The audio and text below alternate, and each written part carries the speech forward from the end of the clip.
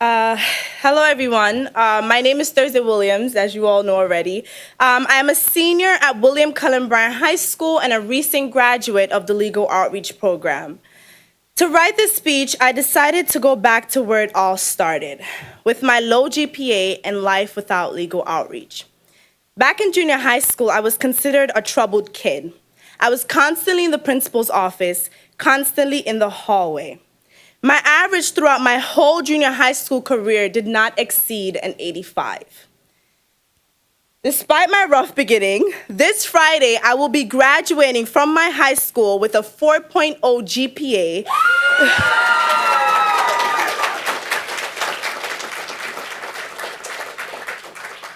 And as a Broadway star.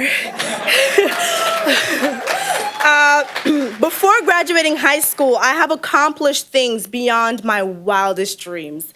I met Supreme Court Justices Ginsburg and Sotomayor, two women I truly revere. I had the opportunity of attending the Tony Awards, as well as getting my piece published in the New York Law Journal. So the big question is, how did I transform into the accomplished woman I am today? And the answer is the Legal Outreach Program and everyone involved in it. I'm sure that many of you have heard that Legal Outreach offers debate, grammar, SAT prep, advisory, internships at some of the most prestigious law firms like this one. And don't get me wrong, yes, these programs helped and contributed to who I am today, but the Legal Outreach Program offers so much more. Legal Outreach was my home and will forever be a place where I can express myself and get the most support. Bear with me. Okay, so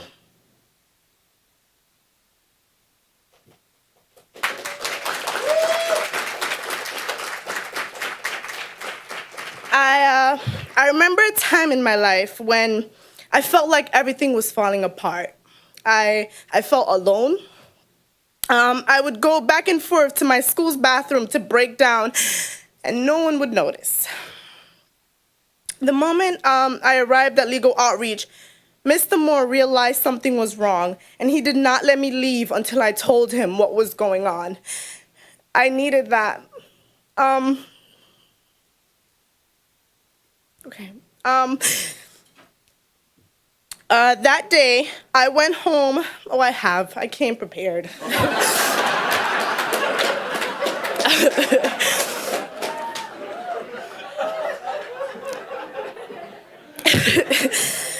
That day, I went home, feeling much lighter, like a burden had been lifted off of me.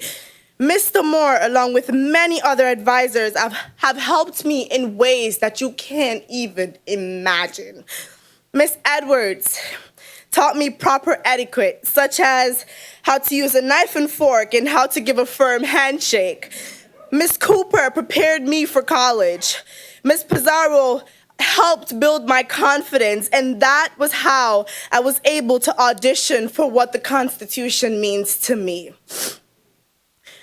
With the exposure from this show, I was invited to speak to a group of young women of color at a junior high school. After talking about my journey, one particular young girl came up to me and asked me to be her mentor. I said yes with no hesitation because I saw myself in her. I saw a young woman that needed a legal outreach family to uplift her. I went to Legal Outreach after and I said to them, "Whatever you did to fix me, fix her." As a young immigrant woman from Jamaica, finding my purpose was a struggle. But with the tools I retained from Legal Outreach and the platform I have from this show, I now know what I'm capable of. I now know that my voice matters and that I really can make a difference. I now realize that I can be a role model for young women of color. Legal Outreach did not just lift me up, but it gave me the tools to lift up the next generation.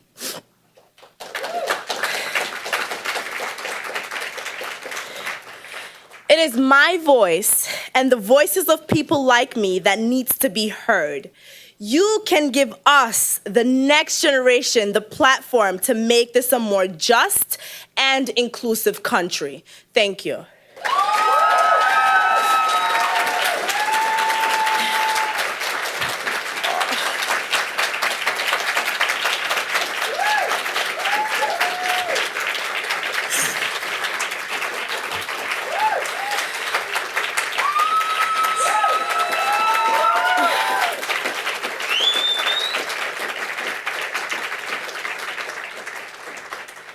You all can be seated now. All right, so this is the fun part. Jay Johnson, AKA DJ Johnson, is a former secretary of the Homeland Security and a partner in the Paul Weiss litigation department and a member of the firm's management and partnership committees.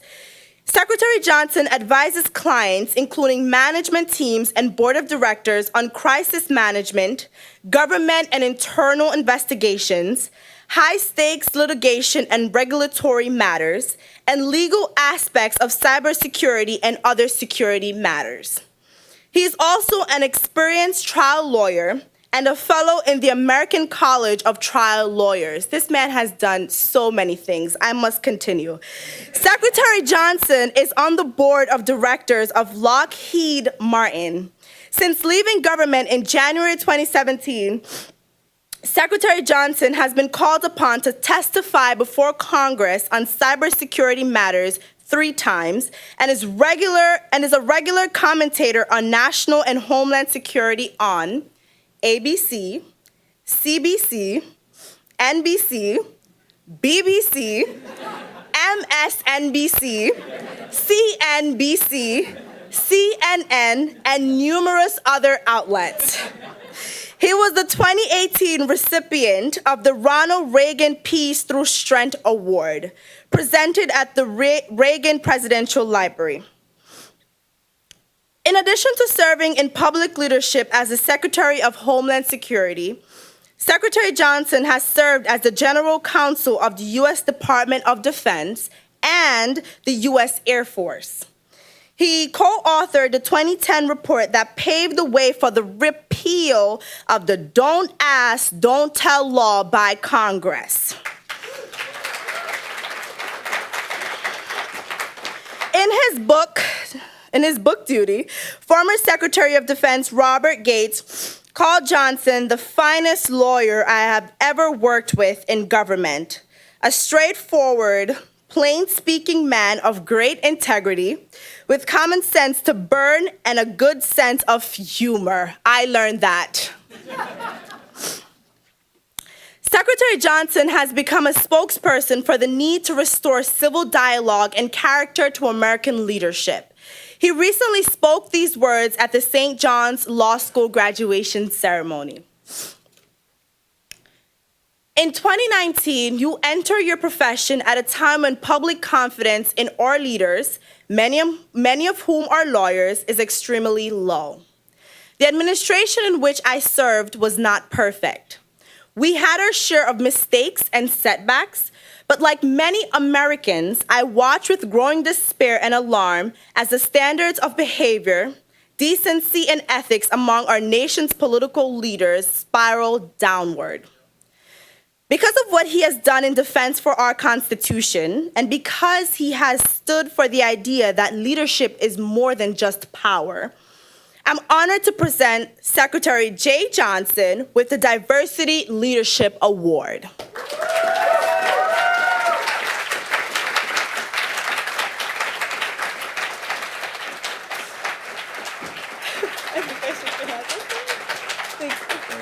Thank you.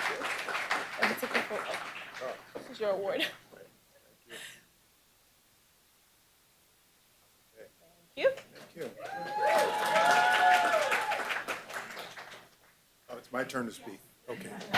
I have 5 minutes. First, Thursday, thank you very, very much for that terrific introduction. Thank you both for the very, very important constitutional question, which you've debated here. Thursday, I heard what you had to say. I thought of myself. I was, in high school, a C&D student. In my house, the C was a gift in the report card.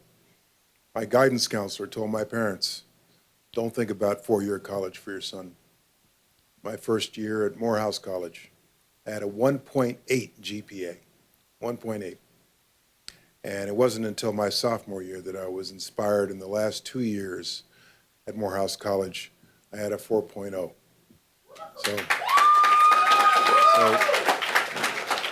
you're looking at someone who has 10 honorary degrees, but never successfully completed beyond 10th grade math. So you are smarter than you know and stronger than you think. I want to congratulate Legal Outreach for this very, very successful event. The turnout here is spectacular. James, thank you for all you've done over the years. We've known each other since the 1980s. And Paul Weiss, my firm, has been a participant in Legal Outreach since, I believe, 1993, the year before I became a partner. And I'm proud that Paul Weiss has been a participant in this terrific program over the years, particularly with the opportunity to see so many terrific graduates of the program here tonight. I want to say two things, and then I'll sit down, maybe three. First of all, a lot of people have asked me tonight about the suit. Weren't you the secretary of all things bad? Why are you wearing a tan suit? Well, I kept the tan suit in the closet for 3 years while I was Secretary of Homeland Security. Many people tonight recalled how Barack Obama tried rolling out the tan suit one day, and he had to give a press conference about ISIS with the tan suit. It didn't go so well. So I kept the tan suit in the closet for 3 years. And for 3 years, I really, really look forward to taking the tan suit out of the closet with the brown shoes. And as you can see, tonight is an uplifting, cheerful evening, and so I'm wearing the tan suit. Okay. Now, here's what I really want to say to those who are currently in legal outreach. Where are you? I've met a few of you here tonight. Raise your hand. Those currently in legal outreach, junior high school students, let me tell you this. If you remember one thing about what I have to say to you tonight, 70% of life, 70% of your success in life is being willing to simply raise your hand and put yourself forth, to introduce yourself to someone who you think might not have time to meet you, to knock on someone's door and introduce yourself, to take a chance, to step out of your comfort zone and simply raise your hand and introduce yourself and make yourself known. In class, you will never get the right answer unless you're willing to raise your hand and try. The best example I can think of that is an 8th grader by the name of Daniel in Brooklyn. In December, I was at my desk at Paul Weiss. My assistant had gone home, who normally filters my calls. You know, someone who's very mad about what's happening at the border, or someone who's very angry about the last MSNBC TV appearance and wants to call me and tell me their views. And the phone rang. I answered the phone, which I really shouldn't have done. I don't normally do this. I answered my own phone. And there was a 13-year-old boy on the other end. And he told me his name was Daniel. And he told me, is this Mr. Johnson? I said, yes. Well, I'm writing a Black History Month project about Jay Johnson, the Secretary of Homeland Security, and I'd like to interview you. Now imagine this, a 13-year-old makes a cold call to somebody he's doing a Black History Month project on, who's still alive. And I was a little suspicious, and I said, this is like December 23rd, and I said, when is your paper due? And he was so nervous, he said, tomorrow? And I said, but you said it was for Black History Month. Oh, right, February. So I said, look, I'll tell you what you do. Right after Christmas, call my office, speak to my assistant, make an appointment. And sure enough, he did. And this kid came in with his suit and tie on and his polished shoes. He got the black shoe polish all over my nice rug. But he came in with his mom to interview me. And he then interviewed me for an hour, and then he asked me if I would come to his presentation at his school about me. Imagine the audacity of that. He's going to give a presentation about, and the subject is right there. He might get something wrong. And I showed up, and sure enough, I was the only subject that day who was still alive, which is why I had to see it.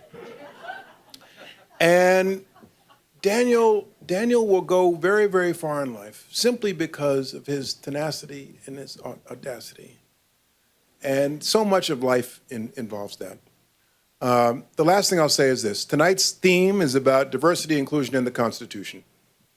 Let's all remember that diversity, inclusion, and the Constitution not only speaks of the people in this room at 599 Lexington Avenue, at Reed Smith, or at Paul Weiss, or at Wachtell, or some of the other big law around the town, but it speaks of someone on the streets of Staten Island, someone on death row in Alabama, and even a child in immigration detention tonight on the southern border.